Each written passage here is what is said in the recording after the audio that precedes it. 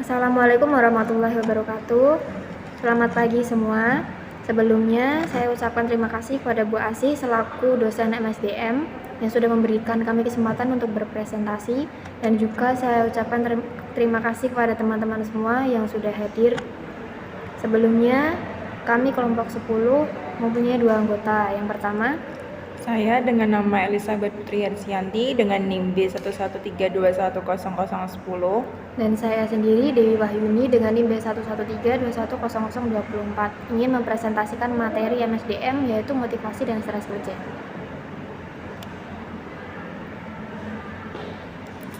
Materi yang pertama adalah motivasi. Motivasi menurut Bangun 2012, motivasi adalah suatu tindakan untuk memengaruhi orang lain agar berperilaku secara teratur.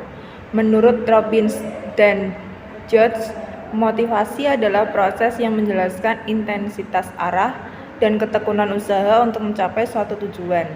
Menurut Mattis dan Jackson menjelaskan, motivasi merupakan hasrat di dalam seseorang yang menyebabkan orang tersebut melakukan tindakan.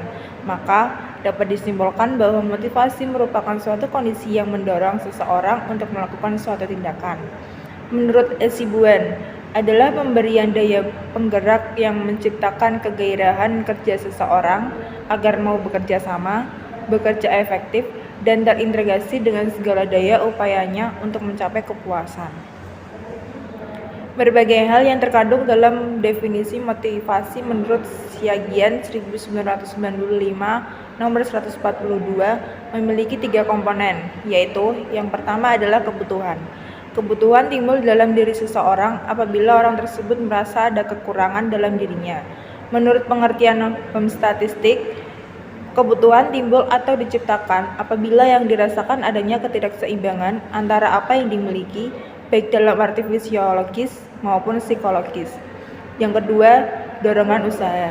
Untuk mengatasi ketidakseimbangan biasanya ditimbulkan oleh dorongan. Hal tersebut merupakan usaha pemenuhan kekurangan secara terarah yang berorientasi pada tindakan tertentu, secara tidak sadar dilakukan oleh seseorang yang dapat bersumber dari dalam maupun dari luar diri orang tersebut. Yang ketiga, tujuan adalah segala sesuatu yang menghilangkan kebutuhan dan mengurangi dorongan. Mencapai tujuan berarti mengembalikan keseimbangan dalam diri seseorang, baik bersifat psikologis maupun fisiologis. Tercapainya tujuan akan mengurangi atau bahkan menghilangkan dorongan tertentu untuk berbuat sesuatu. Stres kerja. Spielberger dalam Handoyo 2001 nomor 63 menyebutkan bahwa stres adalah tuntutan-tuntutan eksternal yang mengenai seseorang. Misalnya, objek-objek dalam lingkungan atau suatu stimulus yang secara objektif adalah berbahaya. Yang kedua, Tewksbury nomor tahun 2006 menyatakan bahwa stres kerja para karyawan terbentuk karena isu-isu organisasi seperti halnya konflik peran, emosional disconnect, dan kontrol tugas. Yang ketiga, Sui tahun 2007 menyatakan bahwa stres karyawan di perusahaan menciptakan karena faktor-faktor seperti kebijakan organisasi, struktur organisasi, proses organisasi, dan lingkungan kerja. Yang keempat, Hans Selye, penemu stres. Stres adalah suatu abstraktif. Orang tidak dapat melihat pembangkit stres. Yang dapat dilihat ialah akibat dari pembangkit stres. Yang kelima, Faisal Rifai, stres kerja adalah suatu kondisi ketegangan yang menciptakan adanya ketidakseimbangan fisik dan psikis yang mempengaruhi emosi, proses berpikir, dan kondisi seseorang karyawan. Stres adalah kondisi di mana seseorang individu dikonfrontasikan dengan sebuah peluang, kendala, atau tuntutan yang dikaitkan dengan apa yang sangat diinginkan. Selanjutnya, sumber potensial stres meliputi: yang pertama ada faktor lingkungan, yang kedua ada faktor organisasi, yang ketiga ada faktor individual. Faktor lingkungan terdiri dari ketidakpastian ekonomis, ketidakpastian politis, ketidakpastian teknologis. Faktor organisasi terdiri dari tuntutan tugas, tuntutan peran, tuntutan antar pribadi, struktur organisasi, kepemimpinan organisasi, dan hidup organisasi itu. Faktor individual terdiri dari masalah keluarga, masalah ekonomi, dan kepribadian. Selanjutnya akan dijelaskan oleh rekan saya. Kondisi pekerjaan yang dapat menimbulkan stres. Yang pertama, the design of task. Yang kedua, management style. Yang ketiga, interpersonal relationship. Yang keempat, work roles. Yang kelima, career concern. Yang keenam, environment condition. Pengelolaan stres ada dua, yaitu pendekatan individu dan pendekatan organisasi. Yang pendekatan individu ada 11. Yang pertama, keberanian menerima cobaan dengan berdoa atau sholat. Yang kedua, ikhlas menerima cobaan. Yang ketiga, mampu mengendalikan perasaan. Yang keempat, lebih mementingkan kesehatan badan. Yang kelima, mampu sebagai pendengar yang baik. Yang keenam, mendengar keluhan orang. Yang ketujuh, mampu menempatkan diri sebagai sahabat bagi orang yang sedang menghadapi musibah. Yang kedelapan, mengupayakan mendapat dukungan dari keluarga dalam menghadapi berbagai masalah sulit. Yang kesembilan, mampu bereaksi cepat dalam menghadapi masalah. Yang ke-10, menyelesaikan masalah selangkah demi selangkah. Bila mana perlu, mengubah konsep hidup atau filosofi kehidupan.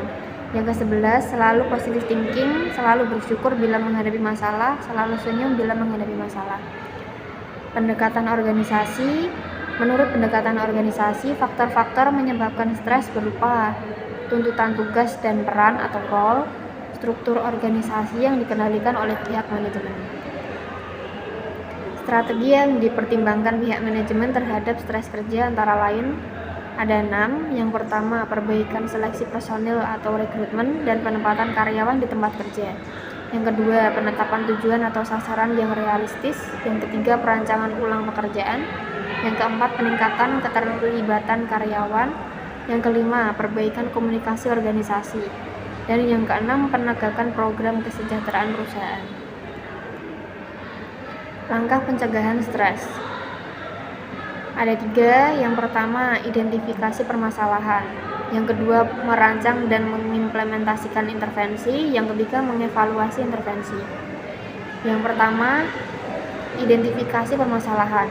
Diskusi kelompok di antara manajer, perwakilan organisasi buruh, dan para karyawan dapat memberikan informasi yang banyak mengenai situasi stres yang sedang dihadapi sebuah organisasi.